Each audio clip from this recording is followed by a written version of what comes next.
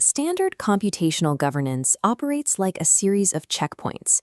It relies on a typed transition calculus, discrete logic gates that evaluate a proposed action at a single local point in time.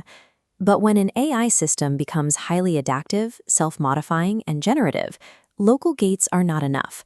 A local gate only asks if a specific rule is broken right now.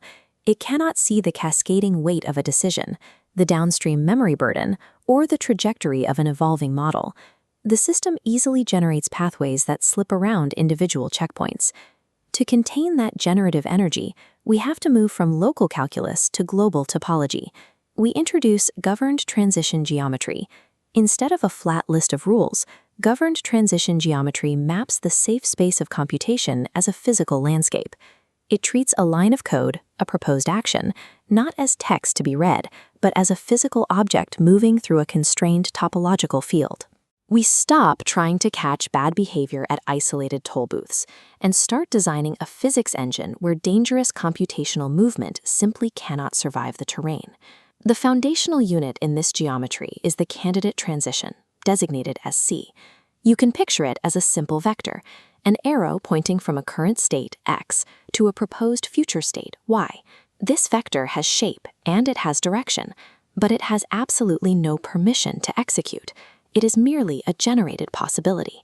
To convert that possibility into reality, the proposal must navigate a space governed by strict mathematical laws, operating much like physical kinematics.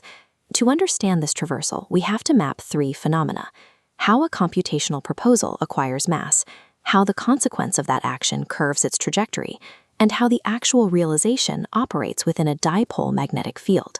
The governing rule is absolute. In an adaptive system, merely generating a possible output does not grant that output the right to exist. Every generative possibility is born into the outermost layer of our geometry, the candidate transition space, or T. From there, a proposal must press inward across its first critical boundary, entering the admissible region, where it is tested for basic viability and safety constraints. If it survives, it hits tighter constraints. It must enter the budget-supported region, proving the system can carry its resource cost, and then the verified region, where cryptographic evidence and rules are strictly checked. Finally, it reaches the authorized region, the domain of legitimate governance, before arriving at the dense atomic core of realization. This sequence is dictated by the nested region law. A candidate must move strictly inward. It can never skip a boundary layer. You cannot authorize a proposal that hasn't been verified. Commitment is an innermost topological core.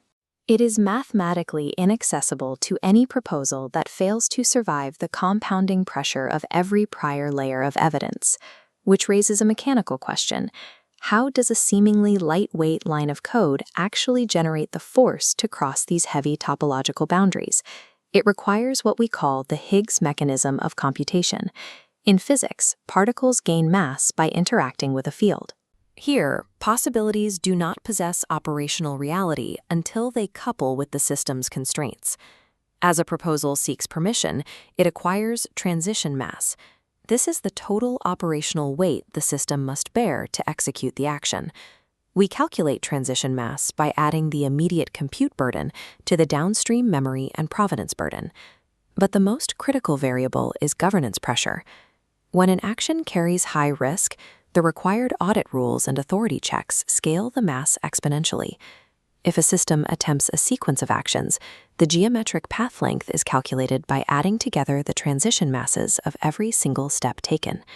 An action is not lightweight just because its text output is short.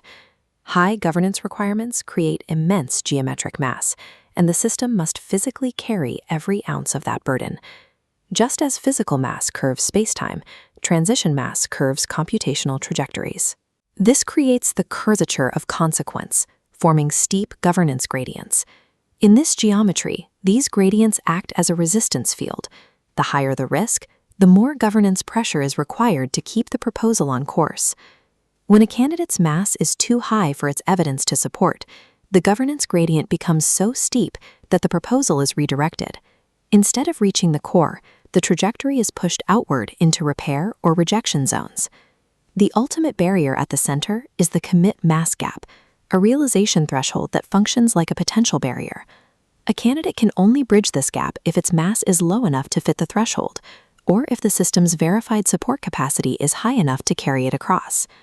A computational proposal does not exist in a vacuum. It moves through a consequence field. The heavier that field, the more aggressively the system's physics redirects the proposal away from realization. Zooming out from the localized trajectory of a single proposal, we can observe the macro structure of the entire governed ecosystem. This dipole field model is the master structure of a verified system. The left positive pole pushes outward with new proposals. The right negative pole filters and stabilizes them. Between them is the commit throat, the neutral realization boundary. Safe realization is never an accident. It occurs exclusively at this geometric bottleneck, where generative push is perfectly balanced by admissibility pole. When a candidate successfully crosses the commit throat, it mutates state. At that exact moment, it emits a permanent cryptographic receipt. Governed transition geometry forms a closed topological loop. The lower flow lines map the provenance backflow. Emitted receipts are pulled back through the bottom of the field, driving adaptive learning. These audited outcomes loop back to the generative pull, reshaping future possibilities. This continuous backflow forces the system to learn, restrict, and update its behavior based on its own verified history. We return to the ultimate law of the admissible path. Reality must never be granted to possibility without admissibility. Mathematical safety emerges from the requirement that every single action survive the unyielding physics of the governed field to earn its right to exist.